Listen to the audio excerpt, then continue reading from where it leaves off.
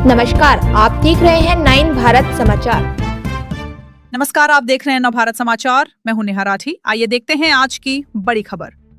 कांग्रेस प्रदेश अध्यक्ष गणेश गोदियाल पहली बार बीते रोज रविवार को सितारगंज पहुंचे थे। स्वागत समारोह के बाद पर्यवेक्षकों के साथ बैठक और मंथन भी हुआ। कार्यक्रम के संबोधन में प्रदेश अध्यक्ष ने बंगाली समुदाय की पैरवी करते हुए कहा, भाजपा लोगों को गुमराह कर रही है और उन्होंने कहा क्षेत्रीय विधायक और मंत्री ने बंगाली समुदाय के लोगों के 400 पट्टे निरस्त करने में सहयोग किया है। उन्हें उस वक्त बंगाली समाज के साथ खड़ा होना चाहिए था। उन्होंने कहा कि मेरे द्वारा बंगाली समुदाय के लोगों के खिलाफ कोई भी पोस्ट नहीं की गई है। उन्होंने कहा, हमारे लोग पुलिस स्टेशन गए थे, अगर ये लोग इतने सच्चे हैं तो ये लोग मेरे ऊपर कोई कार्रवाई क्यों नहीं करते। उन्होंने कहा, मुझे पता भी नहीं है कि किसने क्या लिखा है। उन्होंने कानून व्यवस्था से लेकर अंकिता भंडारी और काशीपुर के किसान का आत्महत्या मामला भी उठाया। कांग्रेस कार्यक्रम में विधायक भुवन कापड़ी, गोपाल सिंह राणा, पूर्व विधायक राजकुमार ठुकराल और नारायण पाल भी ने भाजपा पर जमकर हमले बोले और बंगाली समुदाय की खुलकर पैरवी करते हुए सभी नेता नजर आए।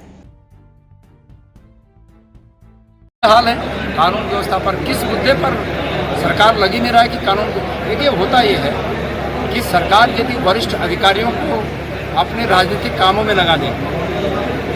मैं गढ़वाल मंडल के आईजी पुलिस की बात कर रहा हूँ। कई ऐसे मौके आए, उनके रिकॉर्ड है हमारे पास, मतलब लोगों ने जो हमें भेजे फ़ोन से, कि जो कह रहे हैं कि भाई एक धरना करना है और कांग्रेस के खिलाफ धरना करना है, आ जाइए। तो सवाल ये है कि जब वरिष्ठ स्तर पर बैठे हुए अधिकारी जब राजनीतिक कामों में मुख्यमंत्री उनको लगा दें तो कानून व्यवस्था कौन संभालेगा।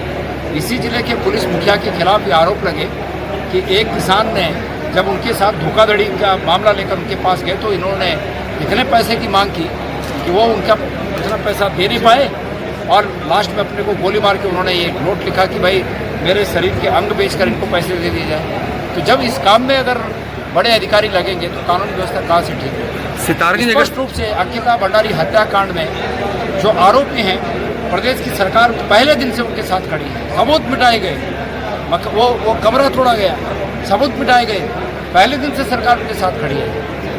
अपराधियों के मनोबल, उनका मनोबल 7वें आसमान पे है। सितारगंज की अगर बात करें तो विजय बहुगुणा के पुत्र सौरभ बहुगुणा हैं, दूसरी बार के विधायक हैं, कैबिनेट मंत्री हैं। कांग्रेस के लिए राह बहुत कठिन है।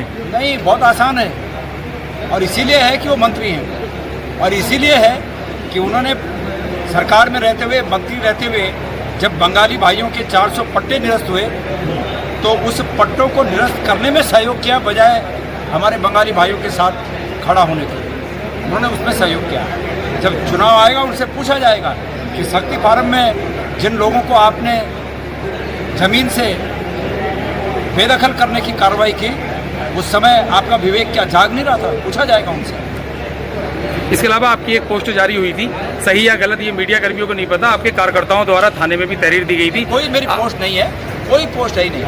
बीजेपी कुचक्र के कारनामों के लिए प्रख्यात है और कुचक्र के इस तरह के कारनामे वो करते रहेंगे।